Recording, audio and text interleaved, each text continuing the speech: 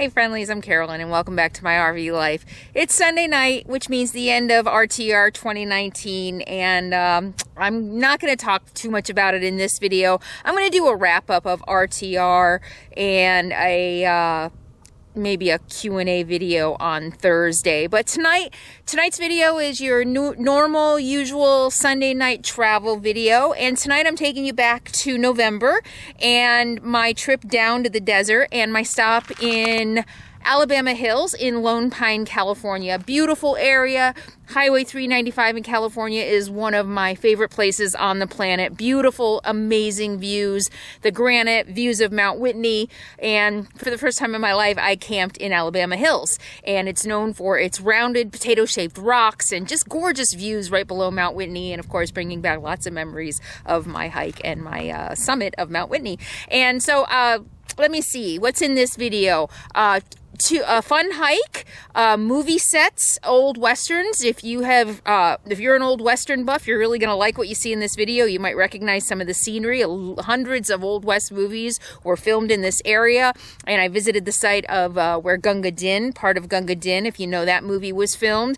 Hike, a beautiful spot below the Rocky Mountain, a beautiful spot amid the rocks, and you know, kind of only 3 weeks out from losing Capone, and you know, I'm watching the video and I think maybe I was feeling just a little lonely because I talked a lot.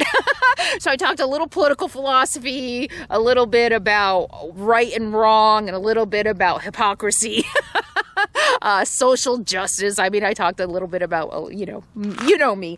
I was just kind of thinking, which is what I do when I hike. I think about big issues and I think about my place in this world, and you know, the bigger picture of all of us and how we coexist and just all kinds of stuff. Anyway, just typical Carolyn, I guess. I hope you enjoyed the video.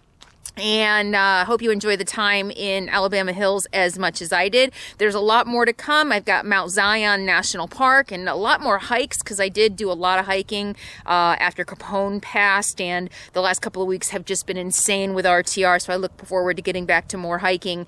And I'll talk more about the RTR. I have a few more clips. I didn't shoot a lot at RTR because, you know, everybody's just kind of sick of cameras in their faces, and I didn't want to be that person. And I just really kind of just wanted to be there and just be part of RTR, you know, and do the speaking and the seminars. Yeah, but I'll talk more about that probably next week on Thursday. So stay tuned for the Thursday videos for kind of my final thoughts on RTR and WRTR. Enjoy this video. I hope you're all doing well, and I'll see you soon. Have fun. Bye.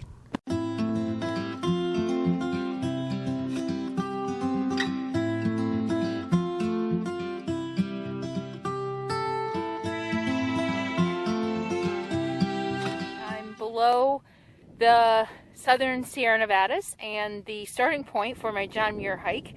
I love this part of the country. This is just one of the most breathtaking, awe-inspiring drives if you ever have a chance. Route 395 in the Eastern Sierras in California.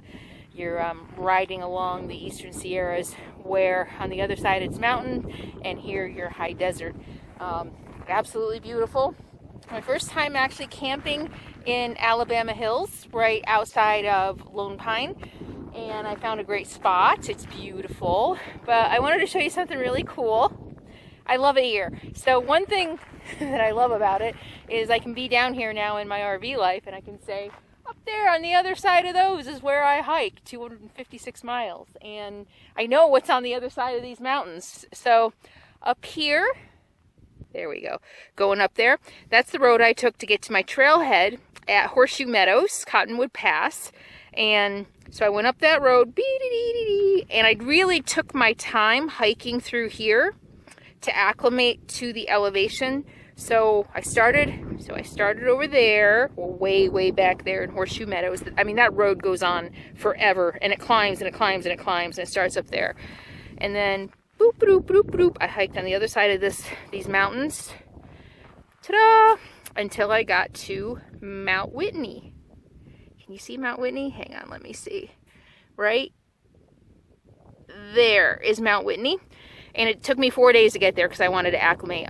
Mount Whitney is like 14,000. Oh my God, I can never remember. 600, I think, 14,600. It's the tallest mountain in the contiguous U.S. And I climbed that puppy. Yeah, you can see it right there.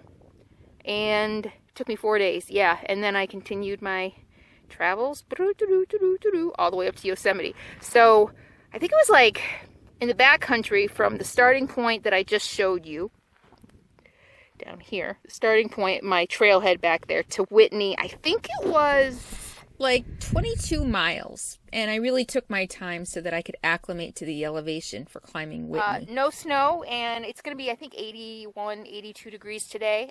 Finally, after spending the summer in Alaska, I'm working on my tan now that it's almost winter in the desert. So this is the high desert. I don't know if we've ever really talked about the difference between the high desert. I'm getting really close to not being in the high desert. I'm only at 4,000 feet right here, but the vegetation is a little bit different. There's more vegetation than we'll see in like the Quartzsite area, Ehrenberg area. There are actually some trees here.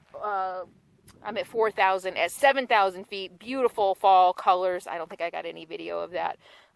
You know, I'm still not always in the mood to shoot. Today I've got my cry. I did my cry this morning. Not that that's going to be my last one, but I'm feeling good. I was able to just grab my backpack and come out and walk. Look at this behind me. I mean, isn't that like just so surreal? I'll have to come out with my better camera later. Oh, you know what? Maybe at sunset I'll come out with my real video camera. One of them. I've got 2 really good ones now. And get some good shots. So just wanted to share another moment in my RV life with you. Gorgeous hike. So I decided to try to climb this up and over. Da-da-da. I mean, not all the way to the top, just around a ridge. I thought I found a trail. It's getting too rough, and I started worrying that it was going to get too steep and I wouldn't be able to get down. You know, you look at these things and it looks like, oh, you know, you just go a little ways and then you'll go down and it'll be gradual, and you get up there and you realize no. So you have an option to either start looking for an out or turn around, and I'm not a fan of turning around. So, you see behind me? I think I can get down there. I'm sure you're not going to be able to see how steep it is. I'm probably 100 feet up, 200 feet up. It does look like it gets steeper over there. So, and oftentimes from far away it looks a lot steeper than it really is. So I'm going to go down there, and I didn't want to walk in that wash down there. It got really thick with dried sage. So this rock mountain was a lot bigger than I thought it would be. This is the one right behind my camp, and it was really long, a lot longer than I expected. So I am looking over there, and I see that I'm pretty far. I'm a lot further than I thought I was, but I've got trail mix and water, so I have everything I need. And all right, just gonna head down. The trick to rock scrambling, which is what this is called, is to adaptable. Scout your route before you go, sometimes each step, and you know, you have to be adaptable and willing to change. So just in case, you know, you do want to go out and explore but you're a little worried, I'm going to share with you how I do it. And again, I've got years and years of backpacking experience, so I don't know that I would necessarily do something like this your first time out. But if you do get in a situation and you're feeling stuck, like maybe you are like way up here, you got up there and you thought it would be easy to get down, going horizontal is always going to be easier. Pretty much is always going to be easier. So look around you and look for horizontal ways down that are going to give you a gradual. See, like if I was looking at going straight down here, it looks pretty scary. And I don't know, maybe just the field of view is easier if you're looking horizontal. But see, this all looks pretty steep. Oh, my battery's getting too low. All right. So I'm going to finish this up. So this looks pretty steep. So that's all I'm going to do is I'm zigzagging almost too. It's like, okay, that landing right there looks like a good way. I mean, even if I'm inching down, you know, a couple inches at a time, I will eventually get down. That's another thing. Don't panic and don't rush. Take your time. And yes, I'm also looking for rattlesnakes, even though I think it's too late in the season. It gets too cold at night. They're probably gone by now. But that's going to be my next stop. And from there, I'm going to stop and reassess and see which way to go from there. And eventually I'll make it down. I'm not sure I'm going to have enough battery to show. This is one exception where I will backtrack a little bit. I mean, I'm kind of going opposite the direction I want to go. I want to go that direction, but look at this. I came down and I saw this. Look how gradual and easy that looks. A lot of times you'll find game trails, which is what this might be. But that looks like a very gradual way right down into the wash. So, like I said, just be flexible, be adaptable, take your time. Probably shouldn't shoot and walk at the same time. So, that's it. Ta-da! I made it. That wasn't too bad. I started from, can you see? I don't know, up there. I probably wasn't as far up as it felt, but somewhere up there. I came from the path over there and scrambled, and then worked my way down. And now that I'm heading around it, it'll be interesting to see how steep it is, to see if I could have gotten down. But this will probably be my last one before I get back to camp. My walking app is on. My battery's almost dead. I should have brought my backup. Didn't think I'd be shooting. Story of my life. I'm just going out for a quick walk. And I'm 1.5 miles in and I have no idea where I am. Kind of, I mean, I kind of do. From here it does look like it was going to get worse, but does that really look any worse than that? I think I came from above that big stack of rocks right there. Maybe. Yeah, I had to at least be above that. And then I came down that path. I went back down. That one right there on the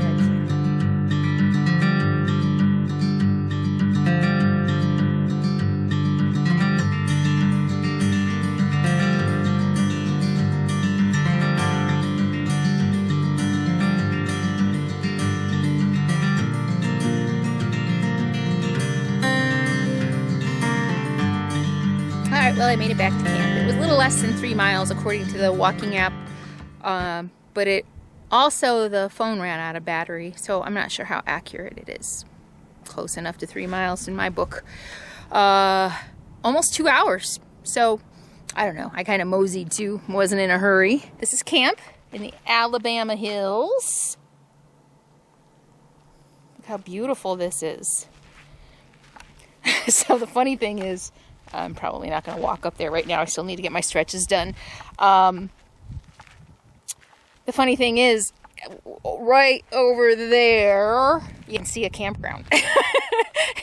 I mean, I'd have to get out my binoculars to really see it, but I could see the glistening of the windows and the metal and stuff like that. And, you know, I can just tell that it looks like RVs. And I do seem to remember there is a campground out here. I didn't know where it was, but, you know, I play out like, what if a ranger comes and I'm not supposed to be here? So from what I read in the Alabama hills, there was a kind of a little visitor thing with some information about Alabama hills.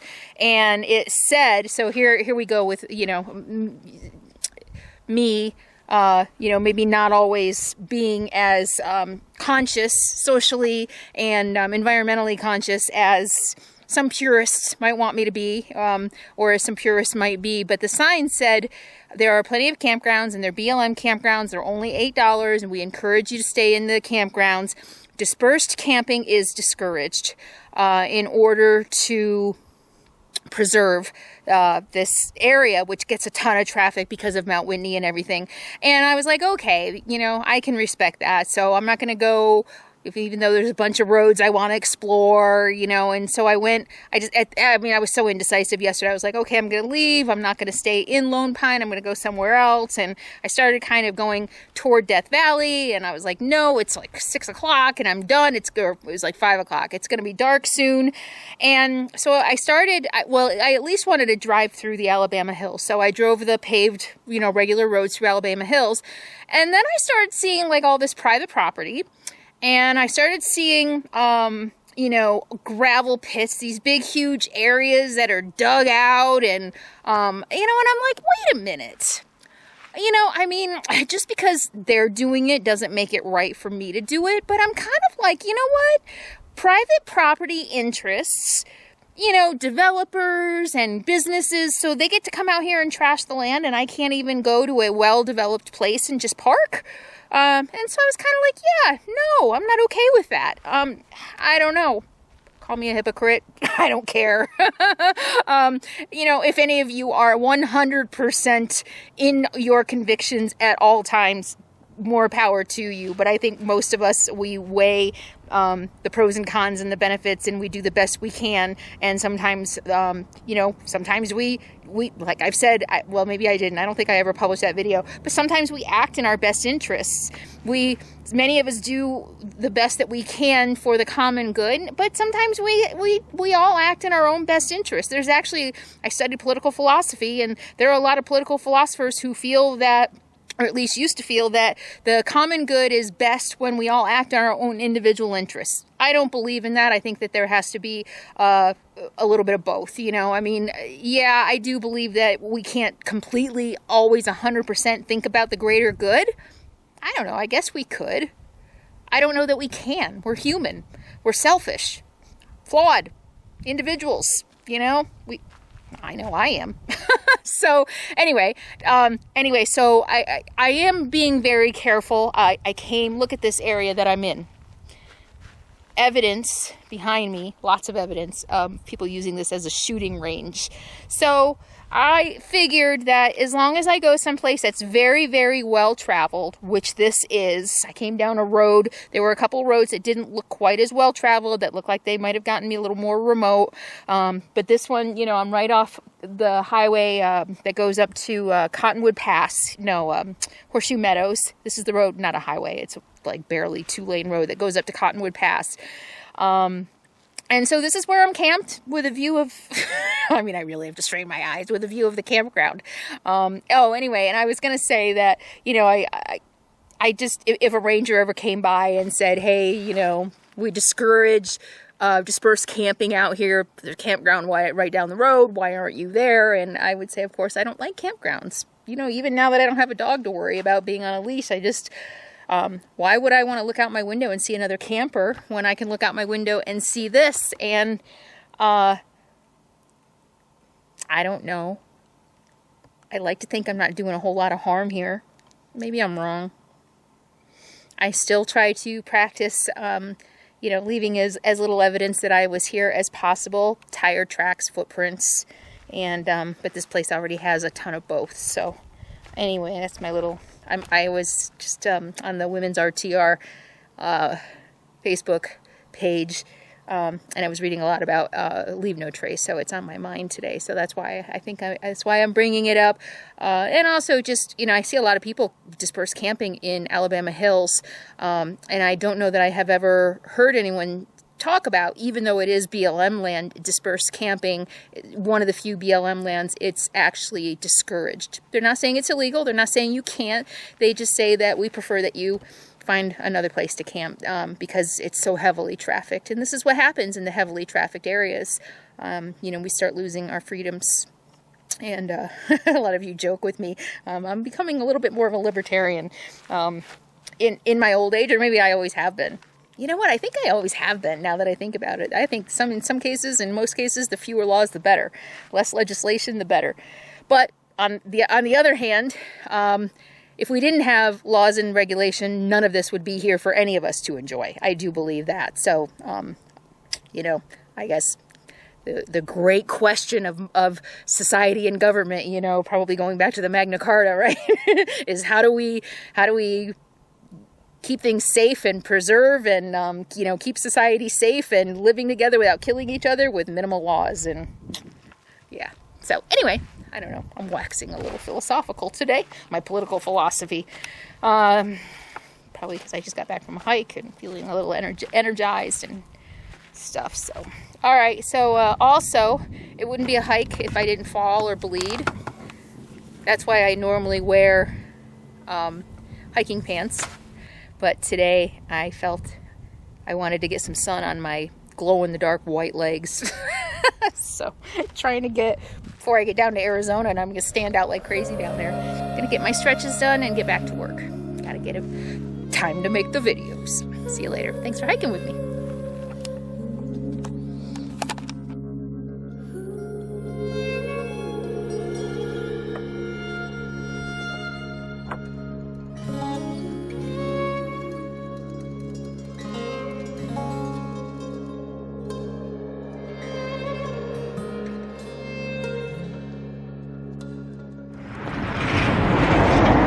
A lot of old Western movies were filmed here in the Alabama hills. And look behind me. Can you see behind me? Phoenix is up there. You can see her back there somewhere. Anyway, a lot of famous movies, a lot of old Westerns were filmed here in them our hills. And I'm gonna head down to the site of where Gunga Din. Any of you ever heard of the movie Gunga Din? It was filmed in the 30s. There's a plaque that shows where it was filmed. So if you do come to Lone Pine, there's a lot of old movie history. And I know you're not gonna be able to see my face, but oh well. There's a lot of old movie history here. A lot of old Westerns. There is a museum here that you can check out. And there is a road that I didn't know about called, I think it's Movie Road. And that is where like tent cities were set up for the actors of the various films that were here. And here we are. See it? Right there is the marker. So let's go take a look. Alright, Gunga Din filmed here. In 1938, this hill area, among many others in these Alabama hills, served as a stand-in for the hill country of northern India. When RKO made the classic adventure film Gunga Din on location in Lone Pine, hundreds of horsemen raced across the hills and elaborate sets were built here and nearby while the cast and crew lived for weeks in a tent city off Movie Road. Directed by George Stevens, the epic starred Cary Grant, Douglas Fairbanks Jr., is that Hector or Victor? Victor McLaglen and Joan Fontaine, with Sam Jaff as Gunga Din, the water boy who wanted so much to be a soldier. Ta-da!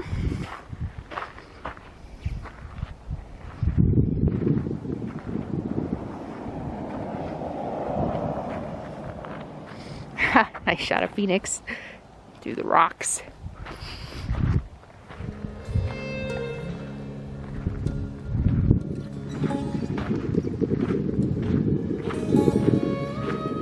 That. You know, we snowbirds who come to the Southwest for the winter to avoid freezing cold temperatures and bad weather, you know, we may not have green forests and rolling hills and, you know, a lot of the things that typically a lot of people consider beautiful, but we have cool places like this. I mean, look at this behind me. Look at all this. And Mt Whitney is back there, and I mean, how cool is this? You don't see anything like this in Tennessee, right? You might get fall colors and beautiful green weather and everything, but I think every place that I go has its qualities. I like different, so you know, I like to be able to come here and then go to Tennessee and enjoy beautiful Tennessee and the beautiful Tennessee hospitality. It's always going to hold a special place in my heart, in a large part from the locals that I met, who are just so nice to me. And look at this. You know, but there's beauty and awesomeness in this as well. So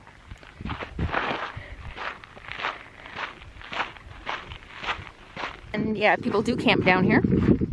So in case you're ever up here, this is near the Gunga Din marker, and I'm on, what road am I on? Horseshoe Meadows Road.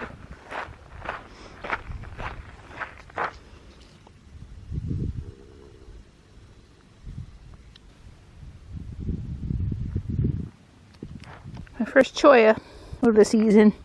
These things are deadly. They're 360 degrees of prickly, terrible, painful cactus. Capone got one a few years ago. I don't know if I ever told you the story. I think I did. He had several. We had a terrible fight with one of these. So if you're ever in the desert, you also need to look around, because the little balls do fall off, especially if you have pets.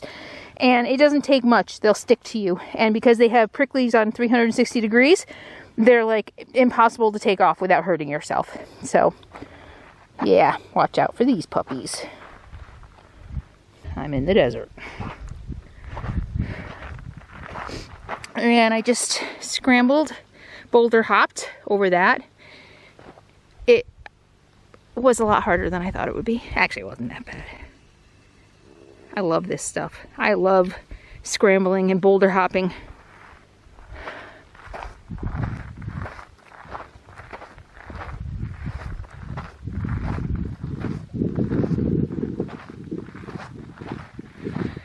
So my goal was to kind of do a loop, and that's what I did. My camp is over there somewhere. I saw Phoenix a minute ago. So I went around and I went down as far as I could go. It was a dead end. And then I had to cut across this giant rock mound. So I did a little reading about how these were formed, because I was curious. And for one thing, scientists say that it dates back, that these rock formations are as old as the Sierra Nevadas.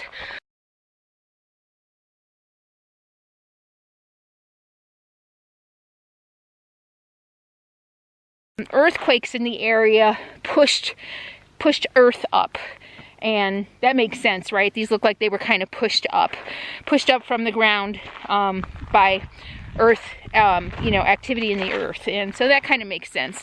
And I can't remember what they said about the potato-shaped rocks were formed.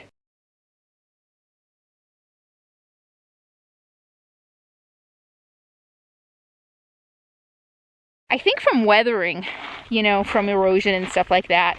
That's the official term. I don't know if it is, but that's what it said in Wikipedia. Potato-shaped rocks. This reminds me of a couple sections of the John Muir Trail. So over there, on the other side of that ridge, is where I hiked, and some of the landscape was very similar to this, of course, because it's probably not even 40 miles away where I was hiking. So, beautiful. Saw some dog prints, and that made me sad. Every morning, the first thing I think about when I wake up is my dog's not breathing at my feet or next to me or in his bed. He's not there. And I gotta tell you, when I first opened my eyes, boy, it is just first thing I think about. I'm here alone without my dog. My buddy, my best friend, maybe even my soulmate. Yeah. Wow. Oh, beautiful, beautiful day. It's supposed to be cooler today. It's just about November, and yesterday was 86. I think today's supposed to be like 81. All right, and this is my last morning. I'm supposed to be packing up and heading out, but didn't get a walk yesterday because I just worked all day. So wanted to get a walk in today before I go on the road. Okay, hope you enjoyed this.